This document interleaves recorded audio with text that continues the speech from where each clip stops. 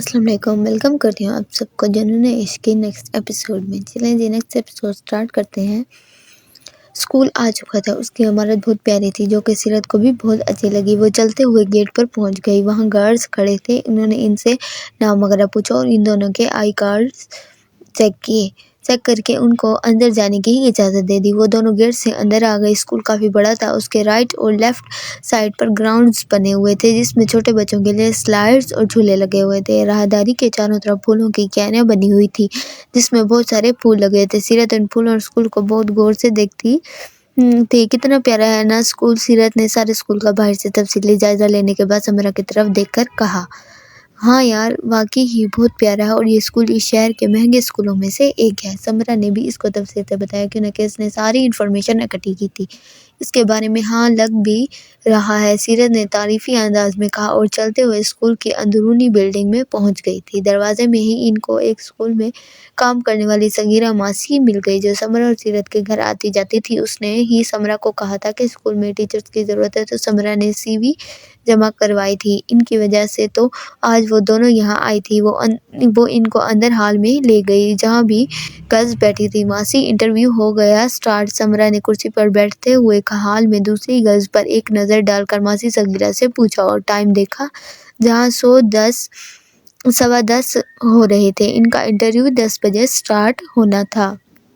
نہیں میڈم جی، آج ان کے رشتہ داروں میں سے کسی کی فوتگی ہو گئی ہے، وہ ادھر چلی گئی ہیں، ماسی نے ان کو بتایا۔ تو کیا آج انٹرویو نہیں ہوگا؟ کیا ہم جائیں؟ سیرت نے ان کی بات سن کر فوراً پوچھا۔ اس کا دل خراب ہو چکا تھا، اتنا سفر کر کے وہ آئی تھی اور اب آگے سے میڈم بھی نہیں آئی تھی۔ ارے نہیں، آپ بیٹھو، میڈم جی کا بیٹا آ رہا ہے، وہ انٹرویو لے گا، ماسی نے ان کو روکنے کا کہا اور ادھر سے چلی گئی۔ سمرہ اور سیرت ادھر ہی ہال میں بیٹھی گئی اور ہال کا جائزہ لینے لگی جہاں پر 5-6 کافی ماڈرن لڑکیاں بیٹھی تھیں اور بہت تیار شیار ہو کے آئی تھی۔ سیرت کچھ دیر تو ان کو دیکھتی رہی، پھر اس کا دل اچٹ ہو گیا اور وہاں سے اٹھ کھڑی ہوئی۔ کیا ہوا، تم اچانک کیوں اٹھ کھڑی ہو؟ سمرہ نے اس کو یوں اچانک کھڑے ہو کر دیکھ کر بڑی حیرانگی سے دھیمی آواز میں پوچھا۔ ارے کچھ نہیں، تم بیٹھو، میں بس تھوڑی دیر کے لیے باہر جا رہی ہوں۔ اوکے، جلدی آنا۔ اوکے، اس نے آہستہ سے کہا۔ ان لڑکیوں کا اتنا تیار دیکھ کر اس کو گھبراہٹ ہونے لگ گئی تھی۔ اس نے پاؤچ اور سیل وغیرہ سمرہ کے پاس رکھا اور جلدی سے باہر نکل گئی۔ گاڑی شاذل افندگی ڈرائیو کر رہا تھا جبکہ احد فرنٹ سیٹ پر بیٹھا ہر روز کی طرح آج بھی اس کا سر کھانے میں مصروف تھا۔ جان من، کتنا مزہ آئے گا نا تمہاری شادی پہ، احد نے پھر سے وہی موضوع چھیڑا جو صبح ثمینہ بیگم نے چھیڑا تھا اور جس نے شاذل کو بہت زیادہ چڑھتی۔ تو زیادہ بکواس نہیں کر، اور اگر تو اور بولا تو یہیں راستے میں ہی چھوڑ کے چلا جاؤں گا، اور تو جانتا ہے نا کہ ایسے کر بھی دوں گا۔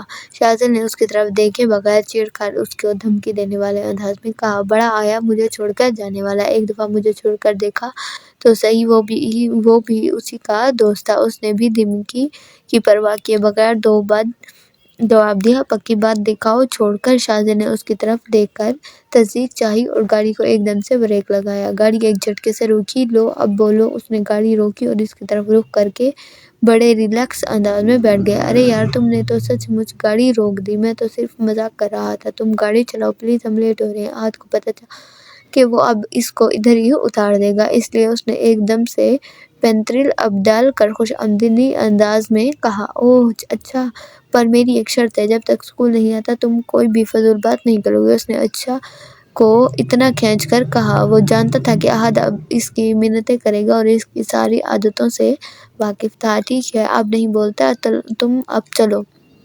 احد نے چپ رہنے میں ہی عافیت جانی، وہ اس سے بعد میں بھی بدلہ لے سکتا تھا، یہ سوچ کر ہی وہ چپ کر کے منہ سائیڈ پر کر کے بیٹھ گیا۔ شاذل نے گاڑی سٹارٹ کی اور اس کی سپیڈ بڑھا دی۔ اس نے ایک نظر احد کو دیکھا، جواب باہر دیکھنے میں بزی ہو گیا۔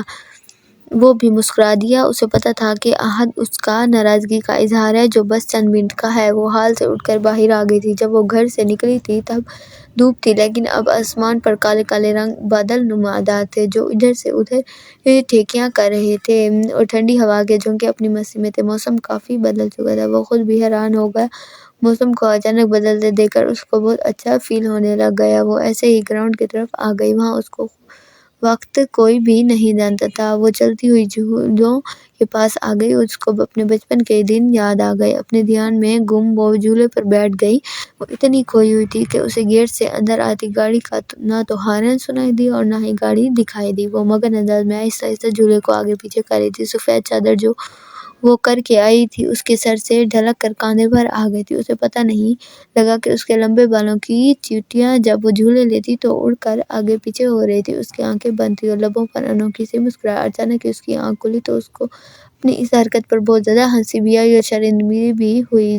جلدی سے جھولے سے اتر کر کھڑی ہوئی، یہ جانے بغیر کہ کوئی اس کی حرکتیں دیکھ کر مسکرا رہا تھا۔ تقریباً 10 منٹ بعد وہ لوگ اسکول کے سامنے تھے۔ شاذیل نے ہارن دیا، گارڈز نے گیٹ کھول کر سلام کیا۔ اس نے سلام کا جواب دیا اور آہستہ سے گاڑی گیٹ کے اندر لے آئے اور اس کی سپیڈ سلو کر دی۔ احد اب بھی چپ تھا۔ اس نے احد کی طرف دیکھا، وہ بڑی آہستہ آہستہ گاڑی چلا رہا تھا۔ جب بے دھیانی میں ہی اس کی نظر رائٹ سائیڈ والے گراؤنڈ کی طرف گئی جہاں ایک لڑکی آہستہ آہستہ چل رہی تھی، پھر دیکھتے دیکھتے وہ جھولے پر بیٹھ گئی۔ اس نے بیبی پنک اور وائٹ کلر کا سوٹ پہنا تھا۔ شاذیل کو سب کچھ بھولنے لگا۔ وہ بھی اب اس چھوٹی سی لڑکی کو غور سے دیکھنے لگ گیا۔ پتہ نہیں ایسا کیا تھا، اس سے پہلے کبھی بھی اس کے ساتھ ایسا نہیں ہوا تھا۔ وہ کافی میچور تھا۔ ایسے کسی کو دیکھنے والی غیر اخلاقی حرکت نے اسے آج تک نہیں دیکھا تھا۔ اچانک ہی اس کو یاد آیا کہ وہ گاڑی ڈرائیو کر رہا ہے اور اس کے ساتھ احد بھی ہے۔ وہ ایسے ہی ڈرائیو کرتا ہوا گاڑی کو اسکول کی مین بلڈنگ کے انٹرنس تک لے آیا اور گاڑی کو بہت زور سے بریک لگایا۔ کیا ہوا تمہیں؟ ایسے جھٹکے کیوں مار رہے ہو؟ احد جو چپ چاپ سا بیٹھا تھا جھٹکا لگنے کی وجہ سے ایک دم سے تپ کر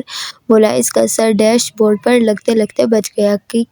کچھ نہیں، تم ٹھیک ہو؟ وہ بھی اب پوری طرح سے اپنے ہوش و حواس میں آ چکا تھا، لیکن پھر بھی اس کی زبان میں بات کرتے ہوئے لڑکھڑاہٹ سی آ گئی۔ میں تو ٹھیک ہوں، لیکن تم مجھے ٹھیک نہیں لگ رہے۔ ویسے یہ اچانک تمہیں کیا ہوا ہے؟ احد نے اس کی طرف دیکھتے بنا کہا اور دروازہ کھول کے باہر نکل گیا۔ وہ اب اس سے ناراض تھا۔ شاذیل یہ سمجھ گیا۔ میں بھی ٹھیک ہوں، تم اندر چلو، میں ابھی آتا ہوں۔ گاڑی پارک کر کے اس نے سنجیدگی سے، اس کا ذہن ابھی اس لڑکی کی طرف تھا۔ وہ خود بھی نہیں سمجھ پایا کہ اس کے ساتھ کیا ہو رہا ہے، لیکن پھر بھی اس کے دل میں اس پنک ڈریس والی لڑکی کو قریب سے دیکھنے کا شوق اور بڑھ گیا تھا۔ اس نے گاڑی پارک کی اور لمبے لمبے ڈاک بڑھتا واپس اسی جگہ آ گیا اور تھوڑا سا پلر کے ساتھ کھڑا ہو گیا۔ وہاں سے وہ لڑکی اس کو صاف نظر آتی تھی، لیکن اگر وہ اس کی طرف دیکھنا چاہتی تو اس کو کچھ نظر نہیں آتا۔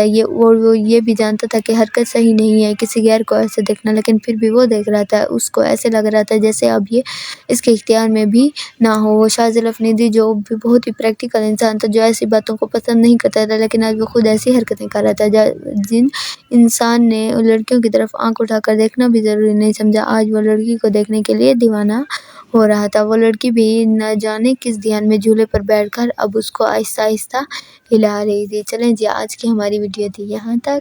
ملتے ہیں نیکسٹ ایپیسوڈ میں۔